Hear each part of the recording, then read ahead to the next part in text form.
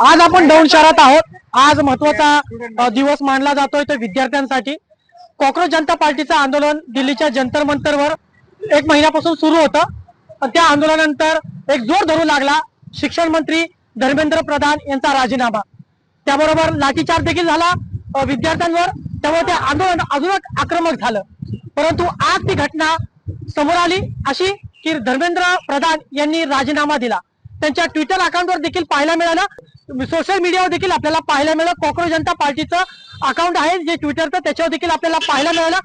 त्याच्या आनंदामध्ये आज आपण दौंडमध्ये जे राजाभाऊ कदम आहेत, राज्य समन्वयक कॉक्रोच जनता पार्टीचे, आणि त्यांच्यासोबत शिपलकर जी आहेत त्यांच्याकडून आपण जाणून घेणार आहोत नेमकं आज धर्मेंद्र प्रधान यांचा राजीनामा झाला, आपली भावना काय आहे।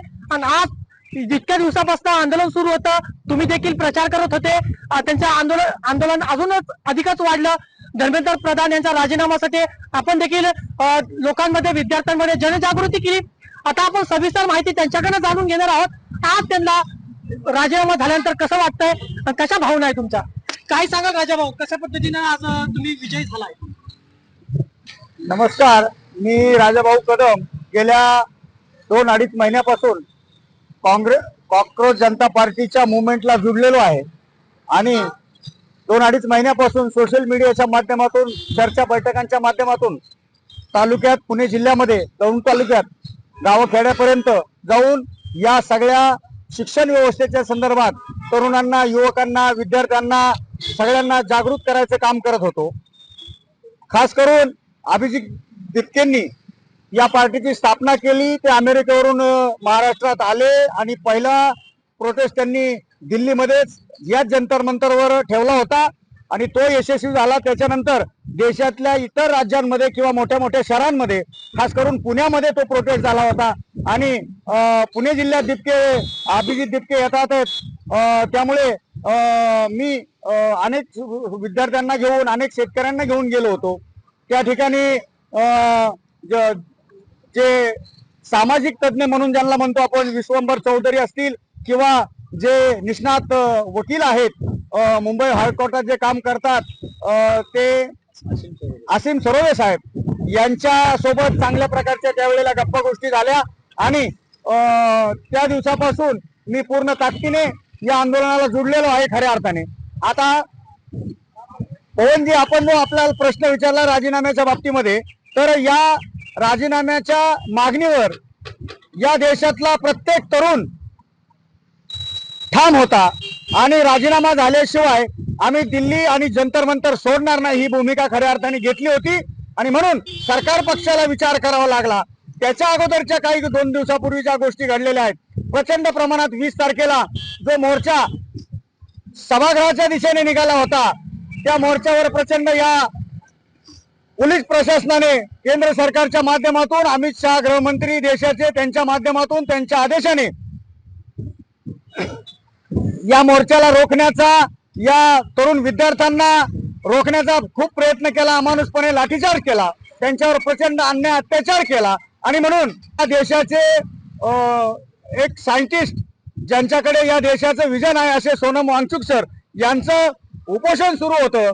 त्यांना उपोषणामधून त्यांना उचलून नेलं आणि हॉस्पिटलमध्ये भरती केलं आणि तिथून पुढे मग अभिजित दिपके आणि त्यांची जी तिथली टीम आहे, त्या टीमने भूमिका घेतली।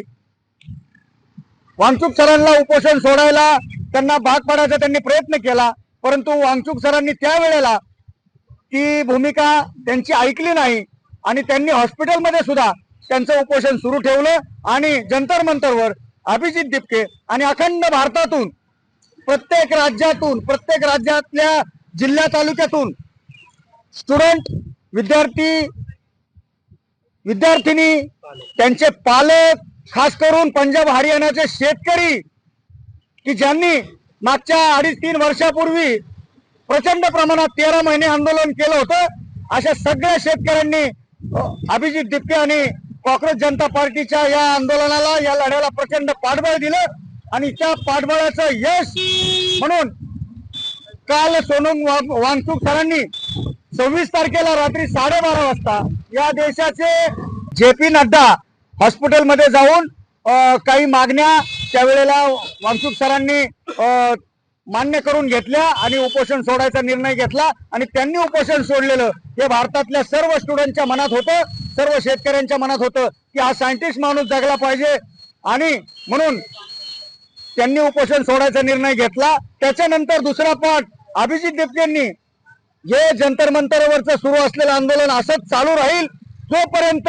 या भ्रष्टाचारी धर्मेंद्र प्रधानचा राजीनामा होत नाही तोपर्यंत आम्ही जंतर मंतर सोडणार नाही आणि एकही विद्यार्थी या जंतर मंतरवरून घरी जाणार नाही अशा प्रकारची ग्वाही स्टुडंटनी अभिजित देपकेंना दिल्याच्या नंतर आजपासून खऱ्या अर्थाने रंगत आली होती आणि म्हणून या देशातल्या प्रत्येक घराघरात अभिजित देपके सोनम वांगचूक सर यांचं विजन हे आंदोलन प्रत्येक घरात पोहोचलं आणि ह्या भीतीपोटी ज्यांनी 20-22 दिवस झालं 35 दिवस झालं जवळपास या आंदोलनाला यांनी बिलकुल दखल घेतली नव्हती, परंतु त्यांना आज दखल घ्यावी लागली आणि या कॉक्रोच जनता पार्टीच्या आंदोलनाला धर्मेंद्र प्रधानच्या राजीनाम्याच्या माध्यमातून पहिलं यश आलेलं आहे आणि म्हणून मी कॉक्रोच जनता पार्टीच्या वतीनं सगळ्या स्टुडंटचं, भारतवासियांचं, संपूर्ण शेतकऱ्यांचं अभिनंदन करतो. काय सांगाल चिपळकर सर, कसं वाटतंय की आता राजाभाऊ कदम यांनी देखील सांगितलं तो कॉंग्रेस जनता पार्टीचा जो प्रवास आहे त्या प्रवासासंदर्भात आता राजीनाम्यापर्यंत, तर कसं वाटतंय आता राजीनामा झाल्यानंतर? आजपर्यंतच्या इतिहासामध्ये देशामध्ये जेवढ्या क्रांती झाल्या आहेत म्हणजे जे पी नारायण पासून ते अगदी अण्णा हजारेंच्या आंदोलनापर्यंत या सगळ्या क्रांती ह्या विद्यार्थी देशामध्ये असणाऱ्या तरुणांनी घडवलेल्या आहेत. आणि आपल्या देशामध्ये सुद्धा हे ज्या गोष्टीचा ज्या म्हणजे सरकार म्हणून किंवा केंद्र सरकार ज्या विश्वासाने लोकांनी 2014 नंतर यांच्याकडे ज्या विश्वासाने सरकार म्हणून संधी दिली तर त्याचा गैरवापर करताना आपल्याला काही ठिकाणी दिसतो आणि त्याचाच परिणाम म्हणून तरुणांमध्ये विद्यार्थ्यांमध्ये रोष निर्माण झाला की एका बीजेपीच्या 2014च्या काळामध्ये जवळपास 100 आकडे वेगवेगळे आहेत परंतु जवळपास 100 परीक्षांचे पेपर लीक झाले आणि या पेपर लीक मध्ये बहुतांश हे RSS आणि भाजपा संदर्भातील आणि त्यांच्या निगडीत असलेलेच लोक या पेपर फुटीमध्ये दिसून आले आणि त्यामुळे सगळ्या विद्यार्थ्यांच्या आणि पालकांच्या लक्षात आलं की हे जाणीवपूर्वक केलं जात आहे. विद्यार्थ्यांच्या भविष्याबाबत हे खेळण्याचा प्रयत्न आहे की आपली मुलं बाहेर शिकायला गेली तरी चालतील पण गरीबाची मुलं शिकता कामा नयेत. आपली धुणभांडी करण्यासाठी जी बहुजनांची मुलं वापरता कशी यावी याचा पूर्ण फायदा ही संघनीती रेशीम बागेतलं जे ज्यांचा जो प्लॅनिंग आहे त्याचा एक भाग असल्यामुळं हे सामान्यांची मुलं प्रशासनामध्ये येऊ नयेत याची पूर्ण काळजी घेतली जाते. जशी IAS मध्ये लॅटरल एंट्री हा जो प्रकार बीजेपीने आणून या देशामधलं प्रशासन ताब्यात घेण्याचा प्रयत्न केला त्याच पद्धतीने आता त्यांनी जे आणि नीट मध्ये सुद्धा हा गलथान कारभार आपण त्यांच्या परीक्षा घेण्यामध्ये पाहतोय, पेपर फुटीमध्ये पाहतोय आणि अगदी आज झालेल्या दुसऱ्या परीक्षेमध्ये सुद्धा रिझल्ट सुद्धा हे अशाच पद्धतीने आलेत की बऱ्याच मुलांवरती अन्याय झाल्याच्या पालकांच्या तक्रारी आहेत. आता सगळ्यात महत्वाची याची सुरुवात कुठं झाली की कॉक्रोच कुणी स्वतःला कॉक्रोच म्हणून घेत नसतं परंतु कॉक्रोच नाव ठेवण्यास सुद्धा यासाठी बीजेपीच जबाबदार आहे.